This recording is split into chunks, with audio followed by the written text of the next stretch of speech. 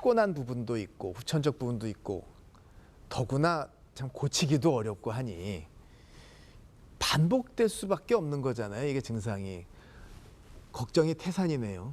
그렇죠. 사실 반복적으로 이게 일어날 수 있다라는 거는 다른 의미로 해석을 하면 이게 선천적인 경우에는 아무리 형사처벌을 한다라고 하더라도 이 재범의 위험이 있다라고도 볼 수도 있을 것 같아요. 그렇죠. 그렇기 때문에 사실은 수사기관이나 아니면 법원에서 판결을 내릴 때에도 그러한 재범의 우려를 보기는 하지만 가능성을 보기는 하지만 그게 주요하게 양형에 사실 참작이 되지는 않아요. 그렇기 때문에 현실적인 한계도 있는 것 같고 일단은 내가 어떠한 그런 분노 조절 장애라든지 아니면 간헐적 폭발성 장애로 인해서 피해를 입을 우려가 있다 내지는 조금의 피해 사실이 발생한 것 같다라고 할 때에는 사실은 가장 첫걸음은 경찰에 이제 신고를 하는 게 일반인의 입장에서 취할 수 있는 가장 최선의 방법이라는 생각도 들어요. 왜냐하면 일반적으로 피해자가 먼저 피해를 호소해야만 어떠한 스마트워치 지급이라든지 아니면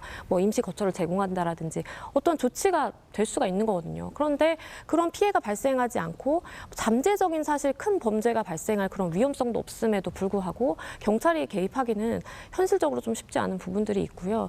그럼에도 불구하고 조금의 위협이라도 느껴지면 어쨌든 피해자 입장에서는 경찰에 신고하라라고 저희는 이제 안내를 드리는 이유는 사실 나중에 이제 법적인 절차로 봤을 때 경찰 신고가 그렇게 잦았고 그만큼 피해자가 잦은 빈도로 위협을 느꼈다라는 것이 굉장히 중요하게 또 작용을 하기도 하고요. 그리고 말씀드린 것처럼 뭐 스마트워치라든지 임시거처 제공의 방법도 있지만 우리가 굉장히 내밀한 관계에서 일어나는 그런 가정폭력이라든지 아니면 아동학대 경우에는 법적으로도 사실은 그 임시 조치를 넘어서서 강제 분리 조치라든지 이런 것들이 가능합니다. 그렇기 때문에 일단은 피해자 입장에서의 조금의 피해나 위협을 느끼는 경우에는 어쨌든 경찰에 신고를 하시고 하지만 그 이전 단계, 내가 좀 불안하다, 불안감을 호소하는 단계에서는 사실은 경찰도 좀 협조하기가 쉽지 않은데 그거는 경찰의 좀 역할에도 좀 맡겨야 되는 게 있어요. 왜냐하면 경찰분들 같은 경우에 많은 사건들을 다루다 보니까 이게 실질적 피해는 일어나지 않았지만 우리가 좀 개입을 해야 된다는 느낌이 오는 사건들이 있다고들 말씀을 하세요. 그러면 그런 경우에는 나의 재량의 범위를 좀 넘쳐서 하더라도 어쨌든 내가 적극적으로 개입하는 게 사실은 큰 범죄를 막을 수 있는 그런 시작이 될 수는 있을 것 같아요. 경찰 부르는 것들에 대해서 피해자 입장에서 이제 얘기를 해주셨는데 사실은 저는 가해자 입장으로 보더라도 경찰에 연락을 하는 것이 굉장히 중요하다라고 생각을 하는데요. 우리나라에서는 환자가 병원에 가지 않겠다. 이게 그러니까 모든 사람을 다 입원시킬 수는 없지만 예를 들어서 아까 말씀하신 것처럼 이제 조현병 때문에 굉장히 공격적인 상태라든지 이런 상황에서는 반드시 입원이 필요하고 또 입원 후에 치료가 잘 되게 되면 그 공격성이 완전히 싹 사라질 수 있게 해드릴 수 충분히 있는 경우거든요. 근데 이런 경우에 본인이 병원에 가지 않겠다고 하고 가족들이 모시고 갈 수가 없는 정도의 상황이라면 법적으로는 강제로 모시고 가줄 수 있는 사람은 지금은 경찰밖에 없습니다. 그래서 뭔가 그런 내 자식이 이렇게 좀 힘든 일이 있는데 병원을 잘 못 가고 병원을 안 가겠다고 우기고 나는 못 데려가겠고 그런 상황에서는 이런 공격적인 상황이 생겼을 때 경찰에 연락을 하신다면 경찰이 이제 응급 입원을 통해서 또 입원을 바로 시켜드릴 수 있는 부분들이 있어서 그런 것들도 우리가 조금 생각을 해볼 수 있는 부분이지 않을까 싶습니다. 어떤 이유로든 분노가 잘 조절이 안 되는 경우에 이게 참 본인도 어렵고 또 주변에 있는 시민들도 마찬가지로 어려움을 겪는 경우가 있습니다. 이럴 때 가장 의지가 되는 게 대한민국 경찰인데 직접 일하는 분들은 이런 현장에서 어떤 생각을 하게 되는지 한번 직접 일하는 분을 연결해서 알아보겠습니다. 자, 직접 나와 계십니다. 안녕하세요. 네, 안녕하세요. 저는 천안 동남경찰서 여성 청소년과에 근무하는 경감 윤정원입니다. 아유, 바쁜 일 중에 시간 내주셔서 정말 고맙습니다. 몇 가지 여쭤보겠습니다. 분노 조절 장애, 이른바 이제 감정 조절이 안 되거나 뭐 여러 가지 문제가 있을 수 있는데 현실에서 이게 범죄로도 이어지는 경우가 있다고 하죠. 사정들이 어떻게 되나요? 자신의 감정을 표현하는 과정에서 폭력적인 행동이나 공격적인 언어, 화내기, 소리 지르기 등으로 자신의 분노를 과도하게 표현하게 되면서 가정 폭력에서부터 아동 학대, 교제 폭력, 스토킹 범죄가 증가하고 있습니다. 개인적인 사정에 의한 폭력 범죄가 많이 발생하는데요. 특히 스트레스를 해소하려고 동료들과 술자리를 갖게 되면서 쌓였던 분노 감정이 폭발해 다른 사람에게 위해를 가하는 경우가 있습니다.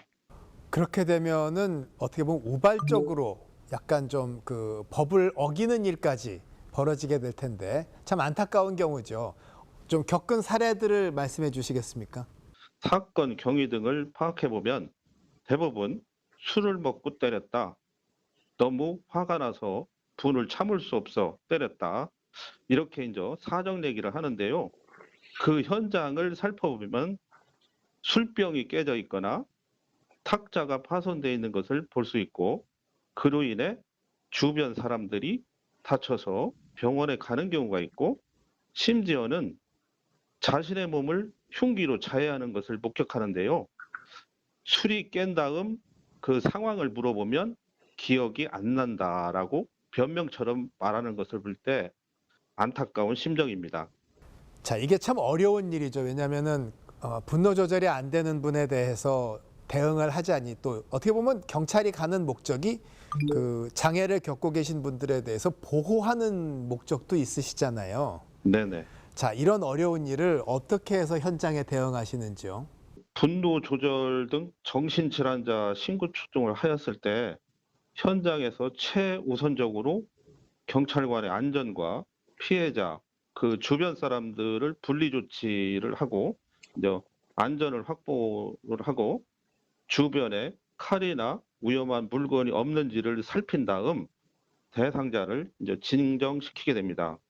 경찰의 물리력이라고 하면 이제 수갑이나 삼단봉을 사용할 수 있고 위험성이 높은 경우에는 전자 충격기나 총기를 사용하게 됩니다.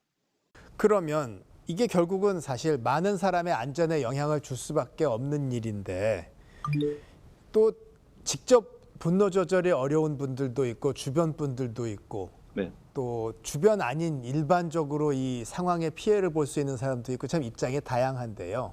네네. 이분들에게 정말 현장 경험자로서 꼭 강조해주고 싶은 말씀이 있다면 한번 해주시죠. 제가 이제 경험을 해본 것을 말씀을 드리면, 네, 뭐 층간 소음이나 뭐 이웃 간 갈등에 의해서 이제 다툼이 있을 때가 많은데요. 예, 이럴 경우에는 절대 그 대면을 하지 말고 또 상대방에게 이제 자극적인 말을 하지 말아야 합니다.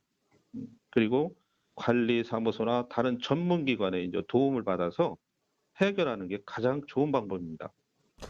네, 바쁜 일과 중에 시간 내주셔서 정말 고맙습니다. 감사합니다. 네, 감사합니다.